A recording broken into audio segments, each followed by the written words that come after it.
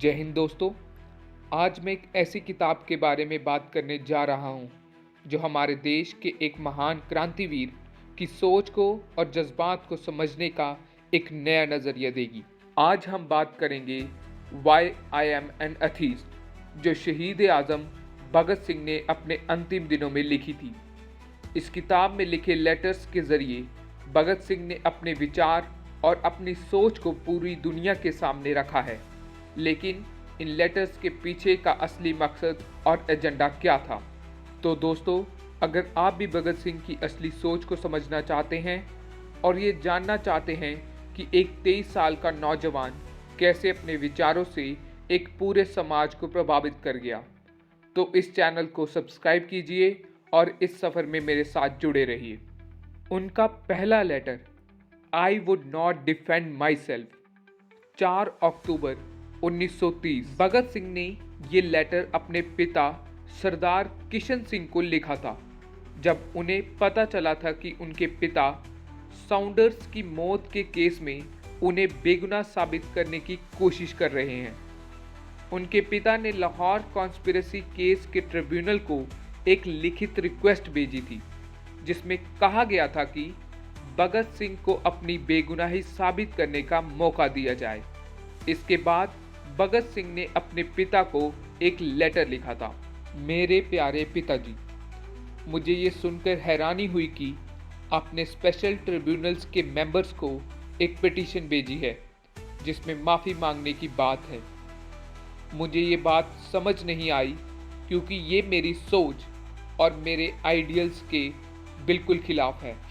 मुझे हमेशा ये लगता है कि किसी भी माफ़ी या मर्सी पिटीशन का फैसला सिर्फ मेरा होना चाहिए। ये बिल्कुल गलत है कि किसी ने मेरे बिहाफ पर बिना मेरी मर्जी के कुछ ऐसा किया हो। मैं अपने फैसले हमेशा अपने प्रिंसिपल्स और सोच के हिसाब से लेता हूँ। आप हमेशा मेरे साथ रहे हैं और मुझे सिखाया है कि सही और गलत में कैसे अंतर करना है। लेकिन ये जो पिटीशन सबमिट हुई है, ये मेरी यूनिटी और मेरे कॉमरेड्स के साथ मेरे रिश्तों को तोड़ देगी। मैं आपसे निवेदन करता हूँ कि आप इसे वापस लें। जो पिटीशन भेजी गई है वो मेरी लड़ाई के मकसद को कमज़ोर करती है। अगर हम अपने आइडियल्स और अपनी फाइट्स के लिए स्टैंड नहीं लेते हैं तो लोग हमारे एक्शंस को गलत समझ सकते हैं। जज ने कहा था कि इंसाफ और कानून को मेंटेन करना उनका काम है। अगर हम माफ़ी मांगते हैं तो ये एक गलत मिसाल होगी। पिताजी, मैं अपने कॉमरेड्स के साथ यूनाइटेड स्टैंड लेना चाहता हूँ। हमारा मकसद हमेशा क्लियर है, एक आज़ाद भारत का सपना जो इंसाफ और समानता पर आधारित हो।